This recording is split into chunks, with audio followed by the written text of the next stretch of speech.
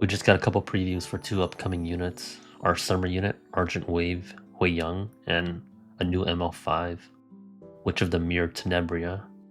I want to go over them and give my thoughts on them. So with them making bystander Hwayoung into our limited summer unit, this now opens up the possibility of other Moonlight units to now have RGB versions specifically of themselves. While it doesn't apply to every unit, most RGB and MLs don't have the same character lore-wise, and limited versions have been based on the RGB version until now. Like Seaside Bellona is Green Bellona, not Lone Crescent. Summer Flan is Blue Flan, not Pirate, and so on. I think the only current exception is Fairy Tale Tenebria, since Fire and Dark Tenebria are the same lore-wise. As for Hwayoung's stats, she's a Thief Leo, the same stat line as Rylet and Says, so she has good attack, some crit chance, and 116 speed, which is okay. I do think there's a mistake with her stats though. The effectiveness doesn't seem right, as other Thief Leos don't have that as their baseline, and the effectiveness isn't stated anywhere else in her kit. If it is a mistake, that's quite a few they've made, as they had to re-upload these previews, as both Hwayoung and Tenebria had mistakes or details left out. I'll maybe mention them when we get to it. So her S2 is a passive that procs when an ally uses a non-attack skill.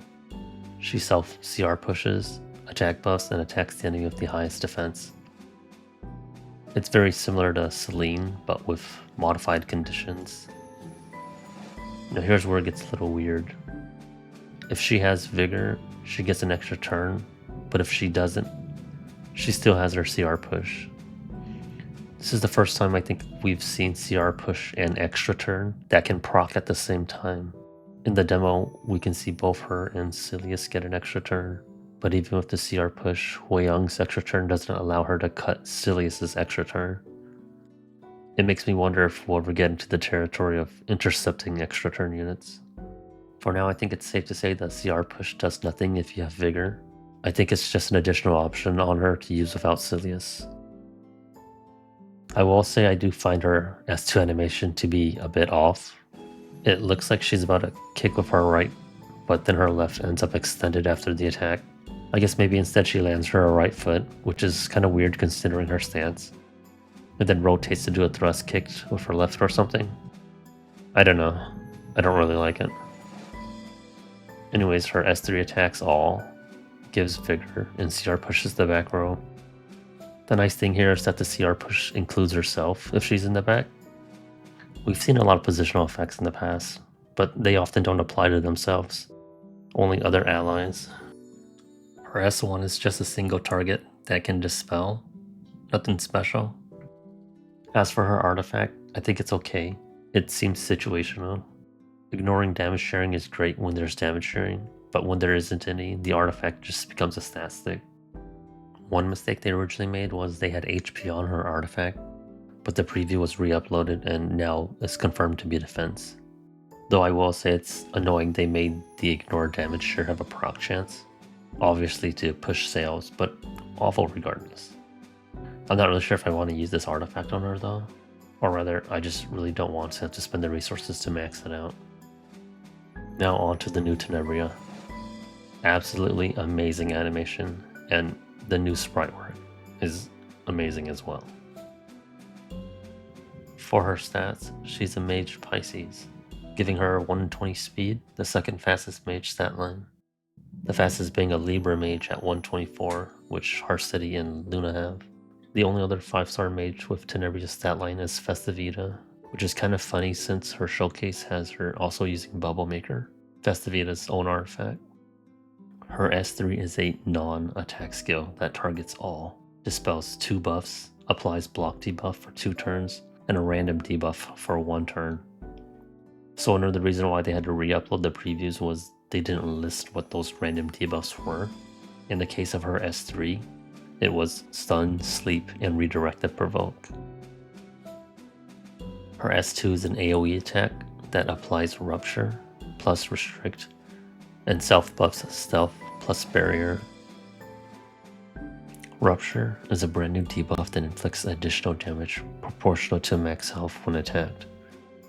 Keep in mind that her S2 applies Rupture before attacking, so it immediately procs after, assuming it didn't get 15%ed. And if you watch the demo, the enemy has F Sissy, who reduces additional damage effects, which Rupture is.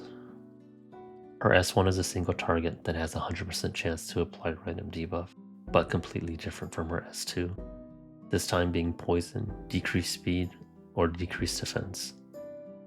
A dual attack with the highest attack ally when her S3 is on cooldown, and Soul Burning gives her an extra turn. My thoughts on them? I think Hwayoung looks really good, and her kit looks fine. She does seem to have a lot of cleave potential, and funnily enough, appears to be a solution to her original ML self, as she'll target herself due to her ML version likely having the highest defense. I do kind of wish they did a bit more of her S1 though. Tenebria, on the other hand, looks insane, both visually and kit-wise. Block plus Rupture seems like it's going to be a huge problem to deal with. Block can only be cleansed by the one who has it, so they can't get help removing it from an ally, meaning they're stuck with Rupture and every other debuff they got hit with. One thing she lacks though, is that her stat line doesn't have any effectiveness, and she has no ignore resist, so she's gonna have to deal with a lot of debuff checks. I'm sure she's gonna see a lot of play in RTA. In regular arena, on offense I'm sure she'll do great against all these slow Arunka teams. And enemy FCC could potentially RNG you though, avoiding the provoke and sending back all your debuffs, which would be quite hilarious to lose to. However, Tenebria on defense, I don't see her being all that useful. I'm sure people will try, but she doesn't exactly stop a cleave. It does make me wonder if ML Ras is going to be a counter to her, because we all know E7 likes to do that. I guess we'll see eventually. But overall, I think these two look pretty good. Yeah, that's all.